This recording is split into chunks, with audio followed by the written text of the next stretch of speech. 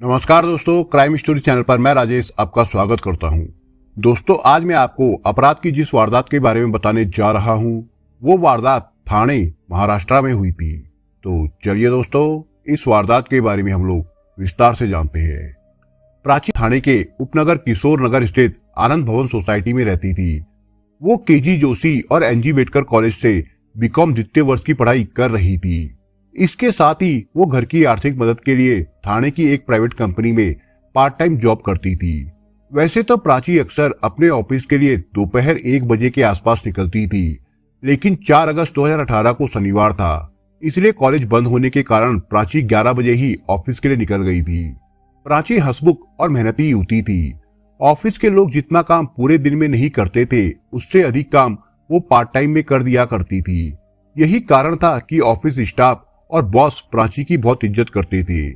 उस दिन प्राची स्कूटी से जब थाने आरटीओ के सामने पहुंची तो आकाश ने ओवरटेक करके अपनी मोटरसाइकिल उसकी स्कूटी के आगे लगा दी।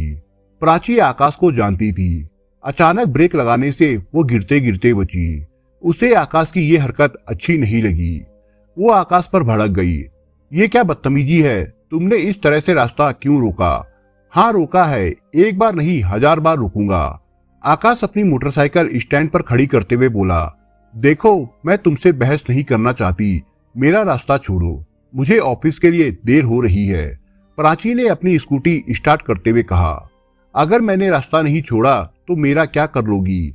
पुलिस के पास जाओगी? जाओ, शौक से जाओ, पुलिस के पास तो तुम पहले भी गई थी, क्या कर लिया मेरा? आकाश ने प्राची की स्कूटी की चाबी निकालते हुए कहा, देखो आकाश, बहुत तमाशा हो चुका, तुम मेरा पीछा करना बंद करो और मेरी स्कूटी की चाबी मुझे दे दो। कहते हुए प्राची अपना हेलमेट सिर पर लगाने लगी। तभी आकाश ने प्राची का हेलमेट छीनकर उसे हवा में उछालते हुए कहा, तमाशा हमारा नहीं तुम्हारा है प्राची, आखिर तुम ये मान क्यों नहीं लेती कि तुम्हें मुझसे प्यार है? हम दोनों एक दूसरे के लिए ही बने हैं। लेकिन प्राची ने उसकी बात पर कोई ध्यान नहीं दिया। आकाश, ये तुम्हारी गलतफहमी है, मैंने ना तो तुम्हें कभी प्यार किया था और ना करती हूँ। ये बात मैं तुम्हें कितनी बार कह चुकी हूँ। मैं पहले भी तुम्हें अपना एक अच्छा दोस्त मानती थी और आज भी मानती हूँ। इससे ज्यादा तुम मुझसे और कोई अपेक्षा ना रखो, समझे? प्राची ने साफ साफ कह दिया।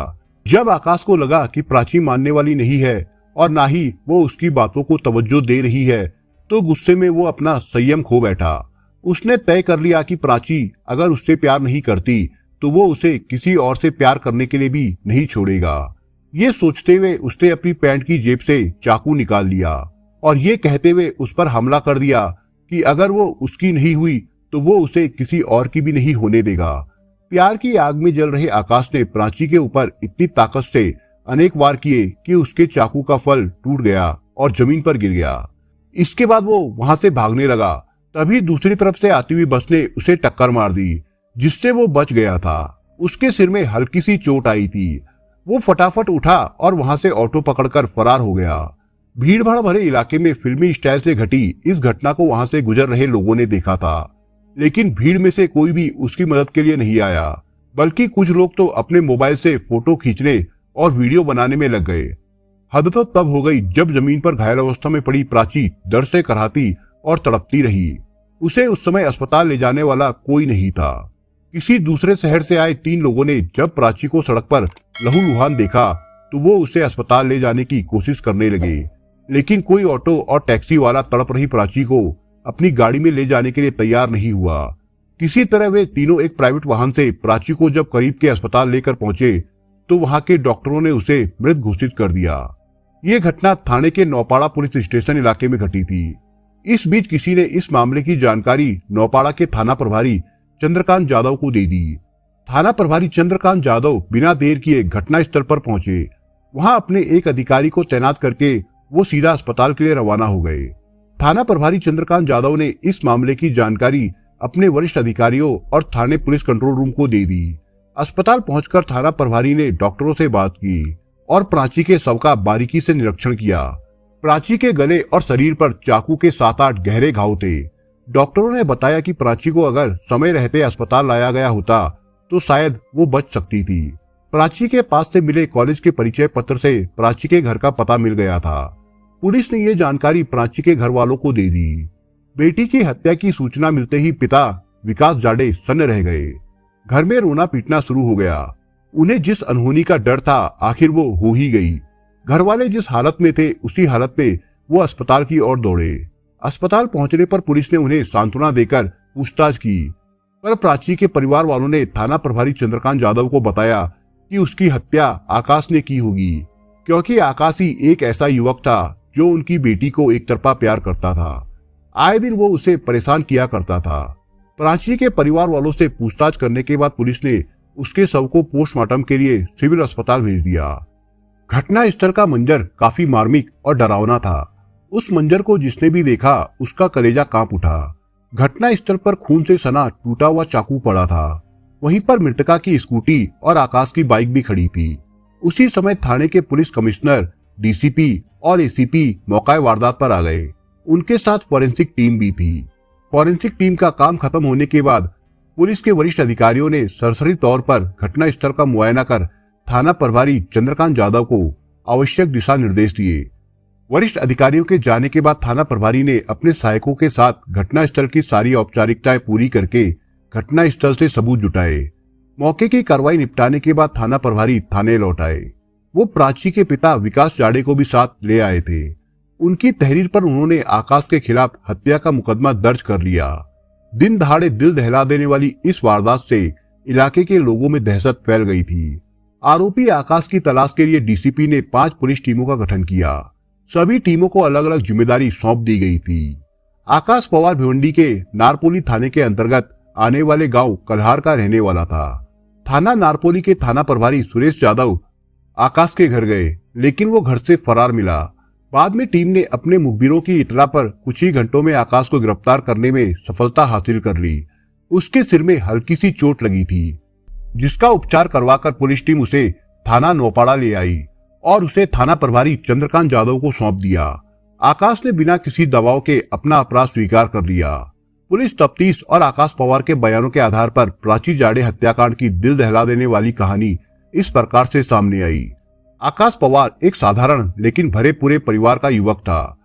उसके पिता का नाम कुमार पवार था। वो मुंबई की एक प्राइवेट कंपनी में काम करते थे, जहां उनकी अच्छी खासी सैलरी और मान सम्मान था। परिवार में किसी भी चीज की कोई कमी नहीं थी। परिवार की गाड़ी बड़े ही आराम से चल रही थी। आकाश परिवार में सबसे छोटा था, इसलिए परिवार के सभी सदस्य उसे बहुत प्यार करते थे। इसी वजह से वो जिद्दी बन गया था। वो जिस चीज की हट करता था उसे लेकर ही मानता था। आकाश सुंदर और स्मार्ट था। इसके अलावा वो फैशन परस्त और दिलफेक भी था, लेकिन पढ़ाई में उसका मन नहीं लगता था। बीकॉम के पहले साल में फेल हो जाने की वजह से कॉलेज प्रशासन ने उसे बाहर का रास्ता दिखा दिया था। इसके बाद भी वो अपने आवारा दोस्तों से मिलने जुलने कॉलेज आता रहता था। करीब 3 साल पहले 2015 में प्राची जाड़े और आकाश पवार तब मिले थे जब दोनों ने इंटरमीडिएट कक्षा में दाखिला लिया था।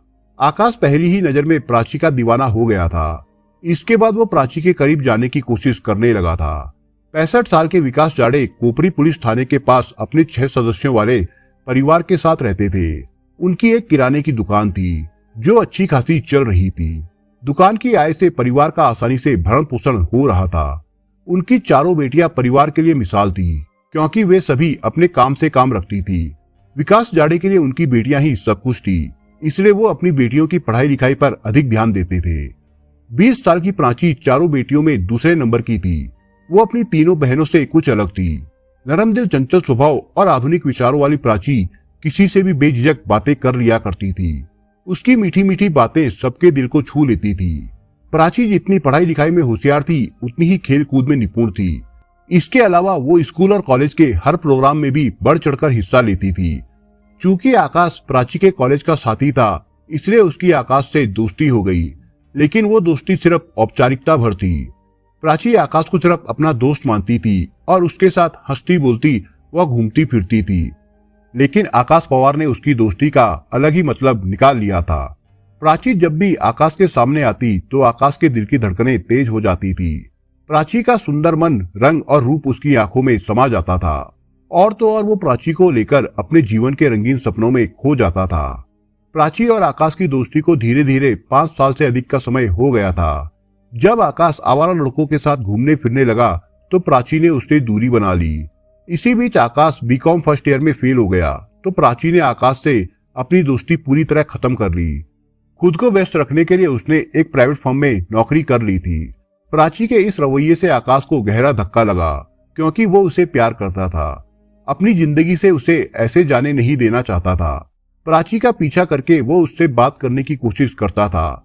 बात न करने पर वो प्राची को तरह तरह की धमकियां देता रहता था। हद तो तब हो गई जब 11 जून 2018 को कॉलेज परिसर में उसने प्राची को अपने एक क्लासमेट के साथ बातें करते देख लिया। आकाश को यह अच्छा नहीं लगा। वो वहीं पर प्राची पर भड़कते हुए बोला, देख प्राची, अगर तूने मुझसे दोस्ती तोड़ी तो बहुत बुरा नतीजा होगा। तू मेरी है और मेरी ही रहेगी। मैं तुझे किसी और की नहीं होने दूंगा। आकाश पवार की इस धमकी से प्राची बुरी तरह डर गई थी। धमकी वाली बात प्राची ने अपने परिवार वालों को बताई तो प्राची के पिता विकास जाड़े ने उसी दिन कापुरवाड़ी पुलिस थाने में आकाश पवार के खिलाफ शिकायत दर्ज कर दी, लेकिन पुलिस ने उस पर कोई कड़ी कार्रवाई नहीं की।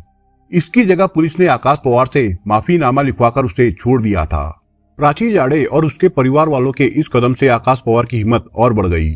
उसने एक दो बार प्राची से मिलने की कोशिश की, लेकिन वो सफल नहीं हुआ। इससे उसका मानसिक संतुलन बिगड़ गया और उसने प्राची के प्रति एक क्रूर फैसला ले लिया।